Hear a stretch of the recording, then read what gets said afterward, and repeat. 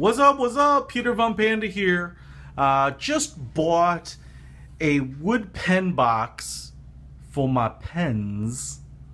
As I've started to accumulate different writing instruments over the years, I've kind of had them mixed together with my cheap pens, and I wanted to segregate them because, after a while you might have some money wrapped in these things, and you want to be able to, one, find them.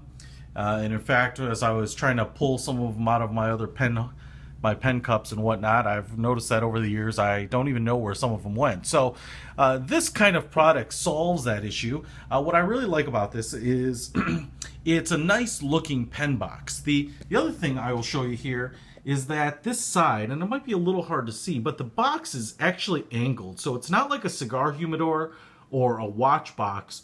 The pens are angled towards the opening, and that's good and bad for a couple reasons. First of all, if you're looking for this, and I'll try to put a link to it, I actually got it from wayfair.com, but I don't know that they stock it regularly, but it's called the Bey Berk wood pen box with glass top. The SKU is BYB1548, so hopefully you can find it. But the wood itself it's actually, the whole thing feels like a higher quality piece than I was really expecting. For 70, 80, 90 bucks retail for this thing, it's wood, it's got a nice solid feel to it.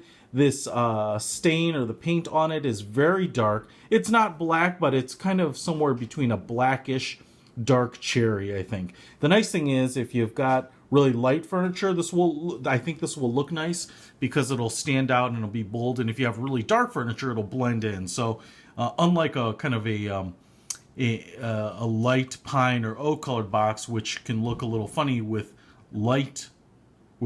dark furniture because it stands out, or with light furniture because the shade doesn't quite match. The other thing I'll say here is that it's pretty big. It's it's about the size of one of my watch boxes. You've got some pens that are vertical here and some pens that are horizontal, so it's got to be pretty big. It's 12 inches wide in this direction, 7 inches deep, and 3 inches tall here. And like I said, it's probably 3 inches tall in the back and 2.5 maybe here in the front. The glass is actually pretty substantial too, so I'm pretty impressed with that. And the lid just opens on a couple of little piano hinges here, so kind of just like a humidor. The cool thing about it is the inner piece underneath the glass is kind of felt lined. It's not felt, it's kind of like that synthetic velvet. They have little plastic or rubber or felt pads to keep the door from slamming, and the interior wood, these grooved slots, are a slightly lighter, kind of a more traditional cherry color wood, which is nice because it helps lighten the box up inside and let you showcase the pens a little more. And like I said, the box is angled towards you. My criticism of that is that these pens that stay vertical, because there isn't a lot of resistance, you can see as I kind of push them to the top, some of them will stay there, but a lot of them just kind of want to fall down to the bottom. Not a big deal, but there isn't a lot of clearance here at the bottom, and so you can actually see it's kind of clamping down on that one pen right there. Not a big deal. You kind of have to knock that one up and give it a little close, but I would have liked to have seen maybe this be leather lined as opposed to just plain wood, to give these pens just a little more friction. The other thing is you might have to kind of mix and match a little bit to kind of figure out which ones have the right amount of natural friction to kind of stay in place. The other small criticism I have is I don't think the grooves on the pen are deep enough, or these panels are set deep enough into the piece, because sometimes, especially with kind of higher end pens, you have the clips, and let's say they face up. In this case, it's a little hard to see there, but the glass is actually hitting the pen and the box isn't closing.